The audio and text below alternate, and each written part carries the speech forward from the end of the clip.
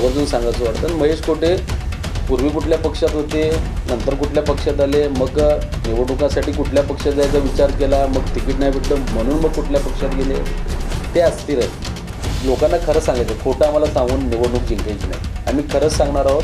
आणि मग समोर तिघं असतील किंवा अजून त्याच्यामध्ये तिघं सांगितली. मालकांची डेफिनेशन सांग. बरं. मा म्हणजे माझं, ल म्हणजे लक्ष, क म्हणजे कमळ.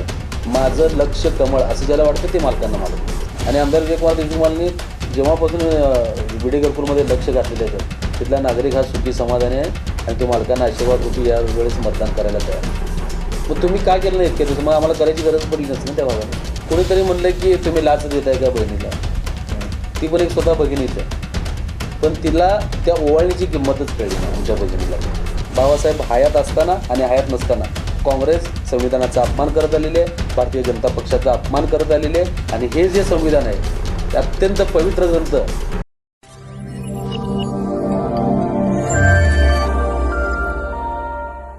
दर्शक नमस्कार. BR विशेष या कार्यक्रमामध्ये आपणा सर्वांचं स्वागत. आज BR विशेषच्या व्यासपीठावरती भारतीय जनता पार्टीचे अनुसूचित जाती मोर्चाचे प्रदेश कार्यकारिणी सदस्य प्रवीण कांबळे यांना आपण निमंत्रित केले. कांबळे साहेब, स्वागत आपलं साहेब. नमस्कार. BR विशेषमध्ये. धन्यवाद. त्यांना निमंत्रित करण्याचं आज महत्त्वाचं कारण आहे.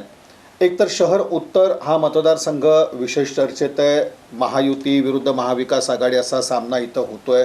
एकमेकांवरती आरोप प्रत्यारोप होत आहेत. नेमका भाजपा कोणती भूमिका घेऊन या निवडणुकीला सामोरे जातो आणि शहर उत्तरचं वातावरण कशा पद्धतीचं आहे प्रवीण कांबळेंकडून आपल्याला जाणून घ्यायचं आहे. आणि खास करून प्रवीण कांबळे यांच्याशी आपण जो काही संवाद साधतोय त्याचा एक आधार आहे. महत्त्वाचं म्हणजे लोकसभेच्या वेळेला एक महाविकास आघाडीकडनं फेक नरेटिव्ह ज्याचा उल्लेख झाला, असा संविधानाविषयीचा जो प्रचार केला गेला, तर नेमकी ती वस्तुस्थिती आज समाजाला वाटते का आणि आज समाज अशा प्रचाराकडं कशा दृष्टिकोनातून पाहतो आहे हे जाणून घ्यायचं आहे. आणि महत्त्वाचं म्हणजे भाजपाविषयीचा जनमानस जो म्हणतो तर तो कसा आहे हे आपल्याला प्रवीण कांबळे यांच्याकडनं जाणून घ्यायचं. पण सुरुवातीला शहर उत्तरमध्ये भाजपाचा प्रचार करतो आहे, कोणते प्रमुख मुद्दे आहेत याच्यामध्ये की ज्या जोरावरती भाजपा आणि त्यातही विजयकुमार देशमुख हे पुन्हा 5व्यांदा निवडणूक लढवत आहेत, तो विश्वास कशा पद्धतीचा? मी सर्वप्रथम आपले आभार मानतो की तुम्ही मला या ठिकाणी आज माझं मत व्यक्त करण्याची जी संधी दिलीत. आणि आपलं जे हे व्यासपीठ आहे हे मला वाटते लोकांच्या मनामनात असलेलं व्यासपीठ आहे. इथं जे बोलतो ते तिथं कृती होते असं व्यासपीठ आहे. आणि हे निष्पक्षपणे काम करणारं व्यासपीठ आहे. इथं मला बोलवलं त्याबद्दल सर्वप्रथम आपला मी आभारी आहे, आपल्या BR न्यूजचा आभारी आहे. तर शहर उत्तर मतदारसंघ हा मागील 20 वर्षापासून भारतीय जनता पक्षाचा बालेकिल्ला म्हणून ओळखला जातो. आणि इथल्या सुजाण नागरिकांनी मागील 20 वर्षापासून आमदार विजयकुमार देशमुख यांना विधानसभेत पाठवून आपले प्रश्न आणि आपली मतं मांडण्याची संधी या जनतेने दिलेली आहे. आणि जेव्हा 20 वर्ष 4थ्या टर्मला, आता 5वी टर्म आहे, 5वी टर्म, तर जेव्हा लोक पहिल्यांदा विचार केले असतील की काहीतरी काम झालं म्हणून दुसऱ्यांदा पाठवलं, दुसऱ्यांदा विचार केला तर काय तर काम झालं म्हणून तिसऱ्यांदा पाठवलं आणि 4थ्यांदा पाठवले. आता 5व्यांदा त्याच विश्वासाने साहेब लोक ही निवडणूक जनतेने घेतलेली आहे साहेब मनावर. हे आम्ही लादलेलं नाही आहे किंवा हे पक्षाने, हे जनतेने निवडणूक मनावर घेतलेली आहे. आणि सर्वसमावेशक आमदार विजयकुमार देशमुख हे आमचं नेतृत्व असेल, ते आमचा आवाज त्या ठिकाणी विधानसभेत मांडणारं नेतृत्व असेल, ह्या उद्देशाने ही निवडणूक आम्ही जनतेने हाती घेतलेली आहे असं मला या ठिकाणी वाटतं. आणि जनतेसमोर जाण्यासाठी केवळ विकास, शहर उत्तरचा चौफेर विकास, नागरिकांच्या मूलभूत सुविधा असू द्या किंवा त्यांचे काही वैयक्तिक प्रश्न असू दे, आणि याच्यामध्ये आमदारांचं असणारं नागरिकांची जी अटॅचमेंट आहे, जी बॉन्डिंग आहे, त्या मुद्द्यावर आम्ही ही निवडणूक लढवतोय शहर उत्तरमध्ये. आणि त्याला भरपूर असा प्रतिसाद लोकातून मिळतोय हे मला आवर्जून सांगायचं. याचबरोबर एक असं आहे की महेश कोठे यांच्यासारखे उमेदवार आज विजयकुमार देशमुख यांच्या समोर आहेत. हे एक आव्हान निर्माण झालं असं जे बोललं जातं, ती वस्तुस्थिती वाटते का की महेश कोठेंसारखे उमेदवार आहे तेव्हा हे सगळं चॅलेंजिंग आहे? हो हो, मुलाखत खूप आपण गांभीर्याने घेतोय, पण मला महेश कोठे आव्हान आहे हा एक सगळ्यात मोठा विनोद या ठिकाणी मला वाटतं. म्हणे महेश कोठे हे आव्हान आम्हाला निश्चितच नाही आहे साहेब. कारण लोक मतदान करताना सगळ्यात पहिल्यांदा विचार करतात की ते किती त्या पक्षावर एकनिष्ठ आहेत. प्रामाणिक आहेत, एकनिष्ठतेला जास्त प्राधान्य जनता देते. या ठिकाणी मला असं आवर्जून सांगायचं वाटतं. आणि महेश कोटे पूर्वी कुठल्या पक्षात होते, नंतर कुठल्या पक्षात आले, मग निवडणुकासाठी कुठल्या पक्षात जायचा विचार केला, मग तिकीट नाही भेटलं म्हणून मग कुठल्या पक्षात गेले, ते अस्थिर आहेत. ते मानसिकदृष्ट्या पण अस्थिर आहेत. त्यांना माहीत नाही की आपण कुठल्या पक्षामध्ये आपली राजकीय कारकिर्दी सुरुवात करावी आणि आता आपण कुठे येऊन थांबलो. तसं आमचं नाही. आमदार विजयकुमार देशमुख हे पूर्वीपासून भारतीय जनता पक्षाचा चेहरा म्हणूनच ते काम करत आहेत आणि आज पण ते भारतीय जनता पक्ष म्हणूनच निवडणूक लढवत आहेत. आणि म्हणूनच भारतीय जनता पक्षाच्या वरिष्ठ केंद्रीय नेतृत्वाने, राज्याच्या नेतृत्वाने त्यांना या विधानसभेत संधी दिली.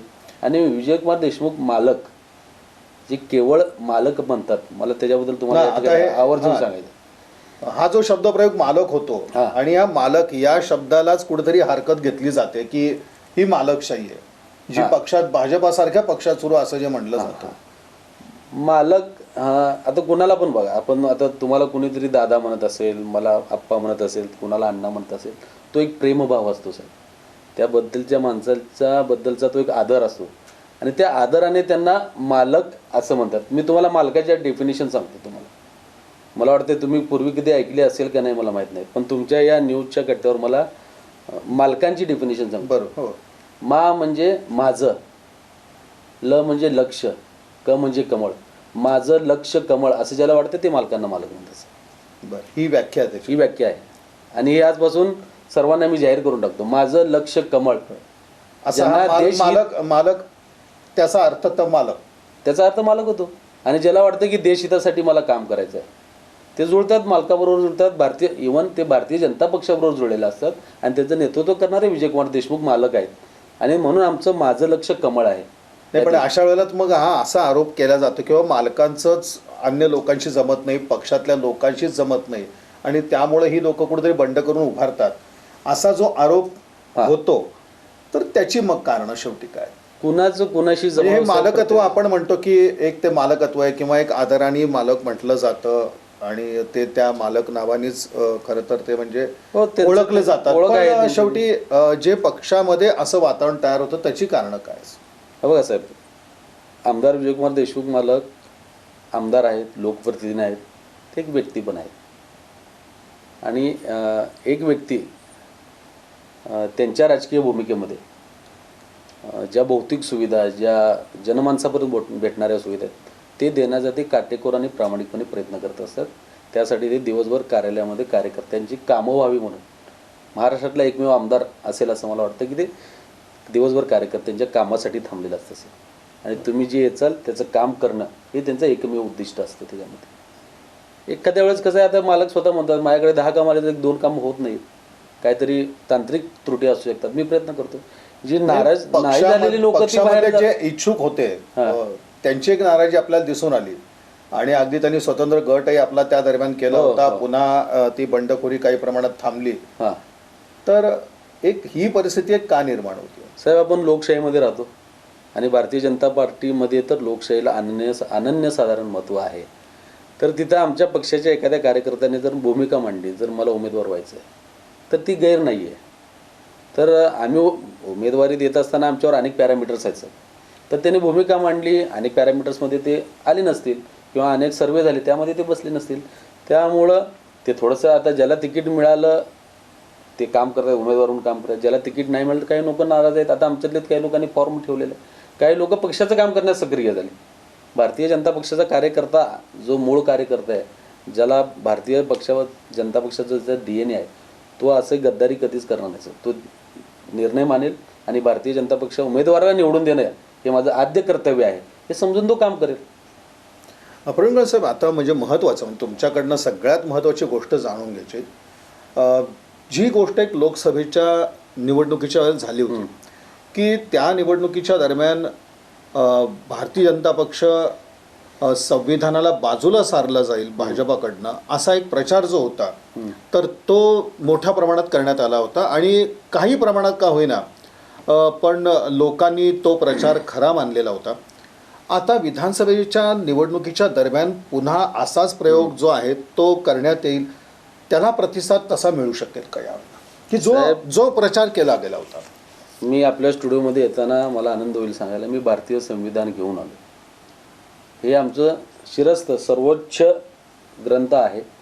या देशाचे पंतप्रधान नरेंद्र मोदी याला नमन करून विधानसभेमध्ये ते पाऊल टाकलेलं आहे.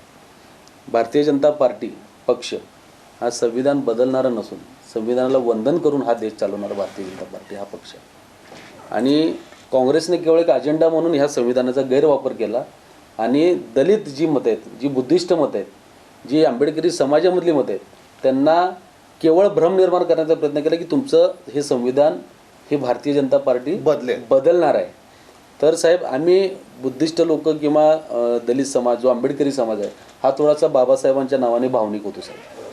आणि बाबासाहेबांचं नाव आलं आणि संविधान बदलणार आहे म्हणलं तर आम्ही भावनिक होतो आणि आम्हाला ते खरं पण कितपत वाटायला लागतं. एक आज मला पक्षाचा एक कार्यकर्ता म्हणून तुम्ही बाजूला काढा, एक आंबेडकरी समाजाचा एक कार्यकर्ता किंवा बाबासाहेबांचा अनुयायी मला तुम्ही म्हणलात बाबासाहेबच तुमचं संविधान बदलणार आहे तरी मला ते मनाला लागतं.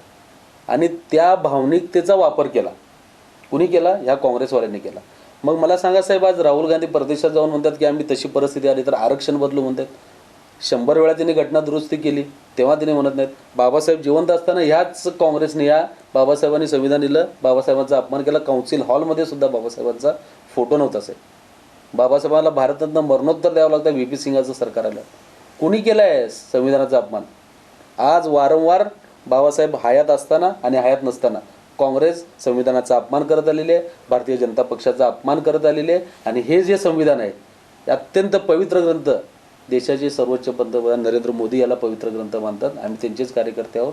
आणि साहेब, सगळेजण म्हणतात संविधान कुणाचा बाप बदलू शकणार नाही, पण मी त्याच्या पुढे जाऊन म्हणतो साहेब, संविधान बदलणारा या देशामध्ये पैदाच झाला नाही.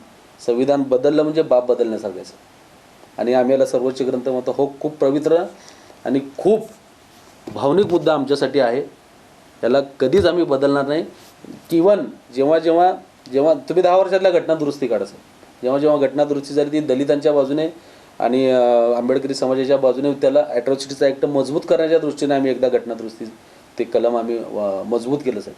पण जेव्हा 100हून अधिक घटना दुरुस्त्या झाल्या त्याच्यामध्ये काय काय बदल झाले तुम्ही थोडंसं अभ्यासावं. आणि त्यांना तुम्ही विचारा का हो, तुम्ही इतके वर्ष 75 वर्ष सत्तेत होतात, तुम्ही एखादा दलित मुख्यमंत्री देऊ शकला असतात? दिला तुम्ही? दलित नेत्यांना तुम्ही मोठं केलं नाही केलं. तुम्ही दलितांच्या मतांचा वापर करताय, आजही वापर करताय आणि त्यांना भावनिक करून हे संविधान बदलणार हे अत्यंत गैरकृत्य हे या काँग्रेसने केलं आहे. त्याला कधीही माफी ही जनता यावेळेस देणार नाही. म्हणजे दलित समाजाला आता हे लक्षात आलंय का की केवळ हा म्हणजे जो निवडणुकीचा मुद्दा व्हायला नको तो मुद्दा झाला आणि तसा प्रचार केला गेला संविधानाच्या संदर्भामध्ये. आज ही गोष्ट समाज बांधवांना कळून चुकली असं वाटतं का? जेव्हा तुम्ही समाजामध्ये जाताय, संवाद साधताय, या निवडणुकीच्या निमित्तानं साधताय किंवा आपण असं म्हणू की तुमचा एक रोजचा लोकांशी संपर्क आहे, निश्चितच आता लोकांना कळलेलं आहे. जी चर्चा समाजात आहे ती कशा होती? साहेब, मी तुम्हाला त्याच्या अगोदर एक सांगू इच्छितो की या देशातला बुद्धिस्ट किंवा आंबेडकरी समाज आहे हा सगळ्यातला बुद्धिजीवी समाज म्हणून एक इंटरनॅशनल सर्वे झाला. तर या आंबेडकरी समाजाला सर्वात बुद्धिजीवी वर्ग असं संबोधलं गेलं होतं. तो सर्वे आहे, एक 10 वर्षाखालचा सर्वे आहे. आणि आंबेडकरी समाज हा परिपूर्ण आणि चौफेर विचार करणारा वर्ग आहे. तर त्यांनाही गोष्ट कळाली नाही असं नाही, त्यांनाही गोष्ट कळालेली होती. आणि आजही ते अत्यंत ठामपणे सांगतात की ह्या संविधान बदलणारं ह्या देशात पैदाच झालं नाही, म्हणजे कोणी का असे ना तो. आणि आज आम्ही जेव्हा लोकांमध्ये जातोय, प्रचार करतोय, तर आमच्याबरोबर आमचे मित्रपक्ष आहेत. राष्ट्रवादी काँग्रेस पक्षाचे प्रदेशाचे उपाध्यक्ष आहेत आमच्यावर आनंददादा चंदनशिवे आहेत. दुसरे सरचिटणीस आहेत शशिकांत बापू कांबळे आहेत. आंबेडकरी चळवळीचे भीमयोद्धा समाजभूषण दसरजी कसबे आहेत. आणि आंबेडकर चळवळीचे युवा नेतृत्व पिंटू अप्पा ढावरे. ही लोक आमच्याबरोबर येऊन आमच्या वाड्यावस्त्यामध्ये प्रचार करत असतात. आणि आम्ही प्रचार करत असताना जेव्हा संविधान बदलणार आहे ह्या नरेटिव्हबद्दल आम्ही बोलतो, साहेब आम्हाला ते आता सांगू नका, संविधान कुणी बदलणार नाही, भारतीय जनता पक्ष तर तो कधीच बदलणार नाही. हा लोकांकडनं आम्हाला रिस्पॉन्स मिळतो.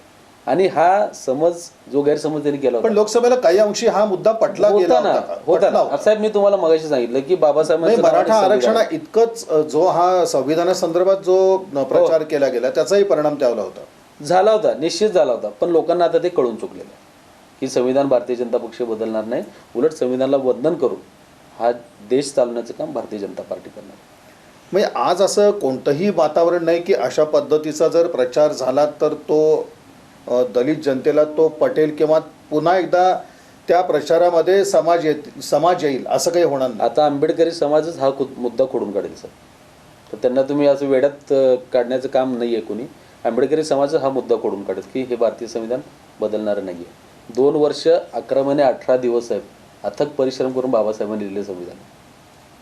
हे इतकं साधं नाही आहे बदलावं म्हणून. आणि मला सांगा साहेब, संविधान बदलण्याचे काय पॅरामीटर्स आहेत, कसं बदललं जातं?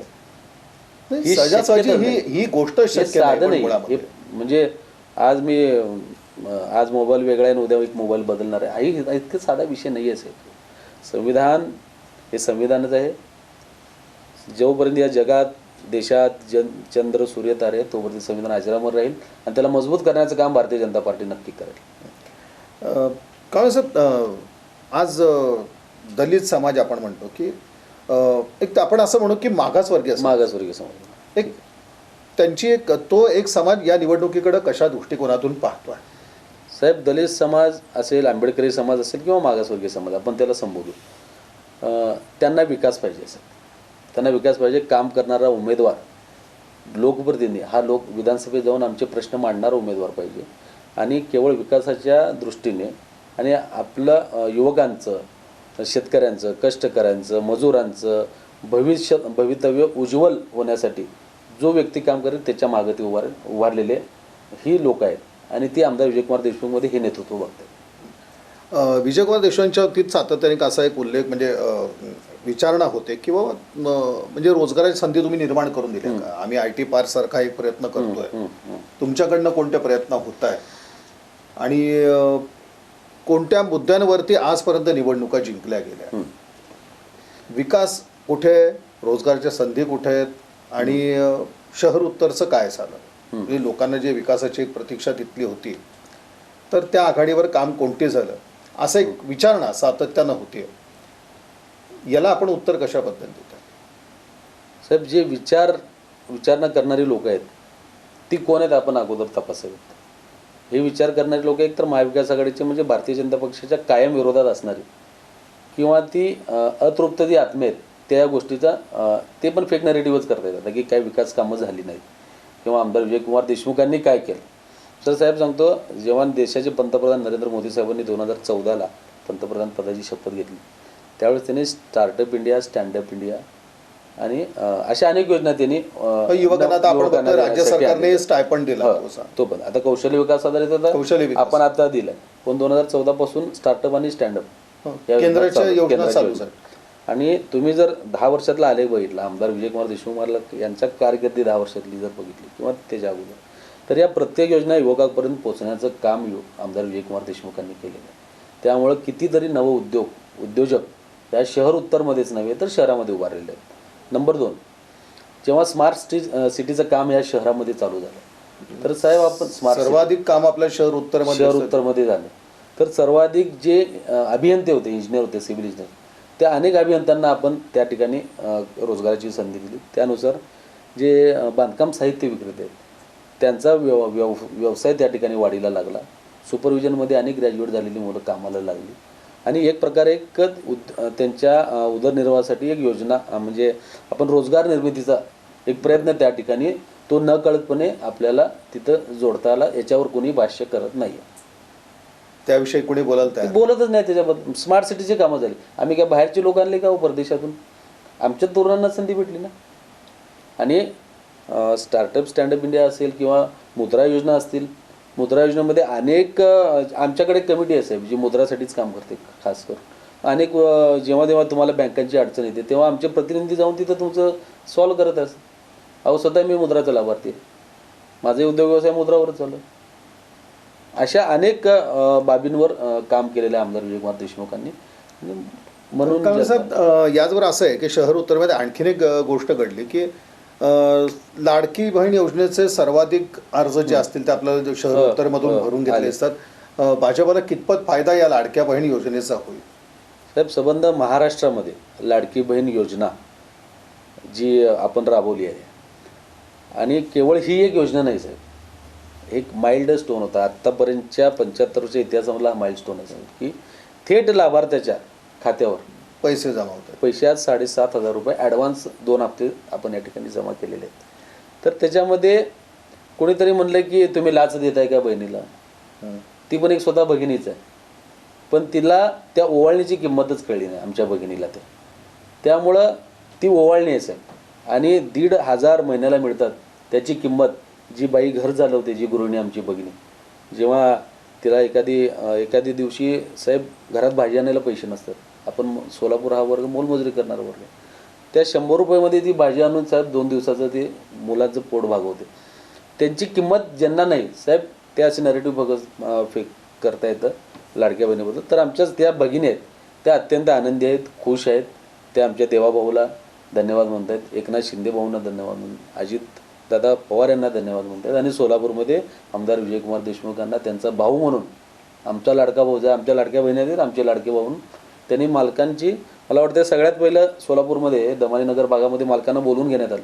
साहेब आमच्या खात्यावर 1,500 रुपये जमा, आम्हाला मेसेज आलेला आहे, आम्ही तुम्हाला धन्यवाद म्हणण्यासाठी खास. आणि आमदार साहेब तेवढ्याच ह्याच्यानं महत्त्वाचं काम सोडून गेले की मला महिला का बोलवत आहेत त्या ठिकाणी, तर 3,000 रुपये जमा झाले होते. तर अत्यंत आम्ही कुठला कार्यक्रम आयोजित केला नाही साहेब, आम्हाला राखी बांधा किंवा ओवाळा, उत्स्फूर्तपणे तो महिलांनी केला, आणि ते महिलांना अत्यंत मला वाटतं की सगळ्यात चांगली योजना आम्ही देऊ शकलो, याचा आम्हाला समाधान आहे. विडी घरकुलच्या विकासाच्या श्रेयवादाचं चित्र आपल्याला दिसून येतं, आणि आता जे उमेदवार भाजपसमोर उभे आहेत, तर त्यांच्या समर्थकांकडून जोरदार एक दावा करण्यात येतो की विडी घरकुल परिसराचा जो काही विकास आहे तो आम्हीच केला. अशा एका श्रेयवादावरून भाजपाचं उत्तर या लोकांना कशा पद्धतीचं असणार साहेब? 2017ला प्रभाग 2 मधून डॉक्टर किरण देशमुख विजयी झाले, तो शेळगी देण्याचा. कारण आपण एक बघतो की विडी घरकुलमध्ये आज भाजपाचं म्हणजे जो म्हणतो बस्तान एक फार मोठ्या प्रमाणात आपल्याला दिसतं, तसं तो आपली हद्दवाड सारख्या शेळगी भागामध्ये दिसतो आपल्याला. तर हे जे श्रेयवादावरून श्रेय घेण्याचं जो काही सगळा हा प्रकार चालू आहे, याचा एक मुकाबला भाजप कशा पद्धतीने निवडणुकीत करेल? मला सांगायला आवडेल साहेब, 2017मध्ये महानगरपालिकेच्या निवडणुकीनंतर डॉक्टर किरण देशमुख, प्राध्यापक नारायण बनसोडे, शालनताई शिंदे आणि कल्पनाताई कारभारी ह्या पॅनलमध्ये आमचा भरघोस मताने विजय झाला. त्यावेळेस तो हद्दवाड भागातलाच दैठणे आणि शेळगी भाग होता साहेब. तर तुम्ही आज तिथं गेलात तर तुम्हाला तिथला विकास काय आहे, जे म्हणतात ना आम्हाला विकास दिसत नाही, त्यांनी शेळगी दैठणे भागामध्ये जावा. पण त्याला असं पण ते म्हणतात की ते त्यांच्या चिरंजीवाचा वार्ड आहे म्हणून त्यांनी ते काम केलं असं म्हणतात. ते तसं नाही, त्या भागामध्ये काम झालं नव्हतं. त्या भागात नागरिक मूलभूत सुविधांची गरज होती. तिथं अण्णाभाऊ लोकशाहीर अण्णाभाऊसाठी नागरिक दलितसुद्धा वस्तीची निधीची गरज होती. तो सगळा निधी एकत्रित करून मालकांनी जवळपास इथं 25 कोटी रुपयाचा निधी खर्च केला, आणि तो भागात सुजलाम सुफलाम गेला. जागेचे तिथले रेट वाढले सर. अनेक वर्ष महेश कोटे साहेब त्या ठिकाणी त्या विडी घरकुलमध्ये नेतृत्व करतात साहेब. आजही तिथं अनेक भागामध्ये त्यांच्याकडे दुजाभाव आहे सर. तू माझं काम करत नाही तर मी तुझा रस्ताच करत नाही, तर तुझ्या नळाला पाणी येत नाही तर तू माझं काम करत नाही म्हणून तुझ्या नळाला पाणी. विकास कामात राजकारण किंवा मूलभूत सोयीसुविधा प्रदान करताना राजकारण होतं का? ते पार्शलिटी करता येते. आणि आमदार विजयकुमार देशमुखांनी जेव्हापासून विडी घरकुलमध्ये लक्ष घातलेलं आहे साहेब, तिथला नागरिक हा सुखी समाधानी आहे, आणि तो मालकांना आशीर्वाद रूपी यावेळेस मतदान करायला तयार आहे. मग तुम्ही काय केलं नाही इतक्या दिवस? मग आम्हाला करायची गरज पडली नसते ना त्या भागामध्ये. तुम्ही नगरसेवकात वर्षानुवर्षे, तुम्ही तिथले साधे रस्ते मूलभूत सुविधा तुम्ही देऊ शकत नाही, तर तुम्ही कसले लोकप्रतिनिधी म्हणून म्हणता, आणि तुम्ही आमदारकीचे स्वप्न बघता. ते कोटे आहेत का खोटे आहेत हे जनता ठरवेल आता. आणि याजवळ असं आहे की म्हणजे या मतदारसंघात की भाजपसमोर काँग्रेस असेल, शिवसेना किंवा राष्ट्रवादी हे तिन्ही पक्ष एकत्र महाविकास आघाडीच्या रूपातनं येत आहेत. महेश कोठे यांच्यासारखे उमेदवार की ज्यांना एक निवडणुकीचा चांगला अनुभव या सगळ्या गोष्टीचा आहे, आणि यापूर्वी त्यांनी शहर उत्तरमधूनच निवडणूक लढवली होती. अवघ्या 10,000 मतांनी त्यांचा पराभव झाला होता. ही निवडणूक तशी इतर निवडणुकीसारखी भाजपाने घेतली की खरंच आता यावेळेला मात्र गांभीर्यानं हा सगळा ही लढत गांभीर्यानं घेतली गेली? साहेब, भारतीय जनता पार्टीमध्ये कुठलीही निवडणूक असू द्या, त्याहीपेक्षा आपण असं म्हणूयात की लोकसभेच्या वेळेला जे मताधिक्य आपल्याला दिसलेलं होतं, मी अन्य मतदारसंघाचं चित्र वेगळं राहिलं, पण शहर उत्तरमध्ये तो गड तसाच कायम राहिला. पण ठीक आहे, मताधिक्य काही प्रमाणात, पण हेच मताधिक्य विधानसभेमध्ये कायम राहील का भाजपचं? साहेब, निश्चितच भारतीय जनता पार्टी जेव्हा जेव्हा निवडणुकीला सामोरं जाते अत्यंत गांभीर्याने आणि अत्यंत अभ्यासपूर्वक हा विषय भारतीय जनता पार्टी संघटनेच्या जोरावर हा विषय हाताळत असते सर. केवळ निवडणुका लढणे हा विषय नसून तर तो विकास लोकांपर्यंत पोचवून त्या मुद्द्यावर आम्हाला निवडणुका जिंकायच्या पण असतात. आणि तुम्ही आता म्हणलात की पूर्वीच्या निवडणुका आणि ही निवडणूक, तर प्रत्येक निवडणूक ही चॅलेंज असते सर. ही निवडणूक मी म्हणलं जातं किंवा प्रत्येकाला काही तुल्यबळ तसा उमेदवार नव्हता म्हणून भाजपला सोपं नाही दिलं असं नाही सर. तुल्यबळ उमेदवार दिले होतेच काँग्रेसने प्रत्येक वेळेस आता विश्वनाथ चौकते माजी आमदार होते, आमदार विजयकुमार देशमुख होते, त्यांचं आव्हान होतं. त्यांना पण तुल्यबळ नव्हतं असं कसं म्हणू शकतो. ते माजी आमदार होते, एक घराणं होतं, नाव होतं चाकोतेंचं, पण निवडल्या लोकांनी आमदार विजयकुमार देशमुखांना. निवडणुकीमध्ये उमेदवार देताना पक्ष अनेक पॅरामीटरवर विचार करून आता जी महाविनाश आघाडी आहे त्यांनी महेश कोटेंना उमेदवारी दिली, अनेक पॅरामीटरवर त्यांचा अभ्यास केला, त्यामुळे ते तिथं उमेदवार म्हणून येऊ शकले. तर आम्हाला प्रत्येक आता समोरचा उमेदवार हा आमचा विरोधक आहे आणि ते विरोधकांना आम्ही विकासाच्या मुद्द्यावरच आम्ही त्यांना त्यांची चितपड करणार आहोत. आणि तिन्ही पक्ष हे एकत्र येत आहेत, ती लढत दिली जाते, ते यामध्ये काही अवघड असं वाटत नाही त्यामध्ये. नाही साहेब, आम्ही काय करतोय, आम्ही विकासाच्या मुद्द्यावरच आम्ही पुढे जातोय. त्यामुळं आम्हाला लोकांना खरंच सांगायचं, खोटं आम्हाला सांगून निवडणूक जिंकायची नाही. आम्ही खरंच सांगणार आहोत आणि मग समोर तिघं असतील किंवा अजून त्याच्यामध्ये तिघं सामील होतील, पण आम्ही जे खरं आहे, जे खरे पण आम्ही घेऊन जाणार आहे. त्यामुळे आम्ही निवडणूक जिंकण्याचा विश्वास आम्हाला या ठिकाणी आहे. कांबळे साहेब, आणखीन एक भाजपाचाच एक प्रश्न विचारायचा की शेवटी एक बेरजेचं पण राजकारण असतं आणि भाजपातल्याच काही मंडळींना जवळ घेणं खरोखरच गरजेचं आहे. असे कोणते प्रयत्न आज आजच्या घडीला होत आहेत का? म्हणजे कुणाला जवळ घ्यावं असं नाही, एकंदरीत नाही, भाजपामधलीच काही मंडळी जी असतात की काही प्रमाणात नाराजी असते किंवा काही असतं, अशा लोकांना काही बरोबर घेण्याचं पक्षाचं धोरण याच्यामध्ये तुम्हाला दिसतं? निश्चितपणेच भारतीय जनता पार्टी हा खूप मोठा पक्ष आहे, जगातला सर्वात लार्जेस्ट पार्टी आहे ती, सदस्य संख्या असलेली. आणि त्याच्यामध्ये मी तुम्हाला मगाशीच म्हटलं की प्रत्येकाला इच्छा असते, प्रत्येकाची इच्छा त्या ठिकाणी त्या वेळेनुसार पूर्ण पण होते सगळे सोबतच मिळते. आणि आमच्यातले जी नाराज आहेत ती आमचीच माणसं आहेत, ती बाहेरली नाहीत. त्यांना पण पक्षाने वेळोवेळी अनेक पदं दिली, मोठं केलं, त्यांना पण योग्य मान सन्मान दिलं. काही आता ते घरातलं भांडणं आहे आमच्या, आणि ते कधी आमच्यासोबत, आणि ते आमच्यासोबतच आहे सर. मी तुम्हाला या ठिकाणी ठामपणे सांगतो, आज जरी थोडंसं दिसत असेल चित्र, ते आमच्यासोबतच आहेत आणि ते आमच्यासोबतच राहतील. शहर उत्तरच्या बाबतीत कशा प्रकारचा विश्वास आता तुम्हाला 23 तारखेच्या बाबतीत आहे सर? कसं चित्र असेल? विधानसभेचा मताधिक्यावरती आपण बोललो, तर 23 एक चित्र कसं असेल? म्हणजे आज तुम्ही लोकांपर्यंत जाताय, प्रत्येक आपण म्हणू की प्रत्येक विभागामध्ये जाऊन तिथल्या लोकांशी तुमचा संवाद आहे. 23 तारखेला निश्चितच विजयाचा गुलाल आमदार विजयकुमार देशमुख मला उधळतील. आमदार विजयकुमार देशमुख आलं की जिल्हा कुस्तीगीर संघाचे अध्यक्ष पण असेल, आणि जर तुम्हाला त्या भाषेत जर त्यांना जर उत्तर द्यायचं असेल आम्हाला, तर समोरच्या महाविनाश आघाडीच्या उमेदवाराला आमदार विजयकुमार देशमुख हे आसमान दाखवल्याशिवाय राहणार नाहीत, याचा ठाम विश्वास मी या जनतेच्या वतीने या ठिकाणी देतच. एकंदरीतच प्रवीण कांबळे यांच्याशी हा सविस्तर संवाद होता. महत्त्वाचं म्हणजे जो फेक नेरेटिव्ह पसरवण्यात आला होता गेल्या लोकसभा निवडणुकीमध्ये की भाजपा सत्तेत आली तर संविधान बदलणार, तर कदाचित त्या क्षणाला भावनेच्या भरामध्ये एक मागासवर्गीय मतदार जे आपले आहेत तर त्यांना एखाद्या तो मुद्दा पटला गेला असेल, पण विधानसभेच्या निवडणुकीमध्ये कुठल्याही बाबतीत असा प्रचार झाला तर तो मागासवर्गीय समाजाला कधीच मान्य होणार नाही. हा एक खोटा प्रचार होता, हे मागासवर्गीय समाजाला पूर्णपणे कळून चुकलं आहे. तेव्हा या निवडणुकीमध्ये असे कुठलेही फेक नेरेटिव्ह चालणार नाहीत, जनता त्याला कधीच बळी पडणार नाही. आणि कोणी देशाच्या संविधानाचा अशा प्रकारे प्रचार करणं हे खरोखर दुर्दैवी आहे. राजकारण करावं, निवडणुका येतात जातात, पण शेवटी जी आमची श्रद्धा आहे त्याच्या बाबतीत असा कुठलाही प्रचार होऊ नये असं देखील प्रवीण कांबळे यांनी म्हटलं. आणि जेव्हा आम्ही समाज बांधवांशी संवाद साधतो तेव्हा भाजपाविषयी निश्चितच एक आस्था समाज बांधवांमध्ये आम्हाला दिसून येते आणि मतामध्ये त्याचं रूपांतर झालेलं चित्र तुम्हाला 23 तारखेला दिसेल.